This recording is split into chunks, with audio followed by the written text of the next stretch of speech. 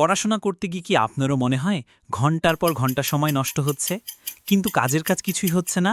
চিন্তা নেই, মাত্র এই ৩টা প্রোডাক্টিভিটি হ্যাকস আমার পড়ার স্টাইলকে শুধু সহজই করেনি, রীতিমতো বদলে দিয়েছে। নাম্বার ১, শুধু পড়বেন না, স্মার্টভাবে পড়ুন। আপনি কি জানেন সঠিক কৌশল না জানার কারণে আপনার বেশিরভাগ পরিশ্রমই বৃথা যেতে পারে? হার্ডওয়ার্ক নয়, স্মার্ট ওয়ার্ক করুন। আমি যখনই কিছু বিজ্ঞানসম্মত স্টাডি টেকনিক যেমন অ্যাক্টিভ রিকল আর স্পেস রিপিটিশন ব্যবহার করা শুরু করলাম, আমার পড়ার সময় অর্ধেকে নেমে এলো। কিন্তু রেজাল্ট হলো দ্বিগুণ, ম্যাজিকের মতো, তাই না? নাম্বার ২, একা কেন, টিম আপ করুন।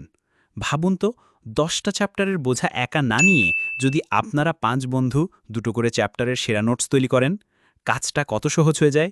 আমরা বন্ধুরা ঠিক এটাই করতাম। নোটস, সাজেশন, এমনকি কঠিন টপিকগুলো ভাগাভাগি করে নিতাম।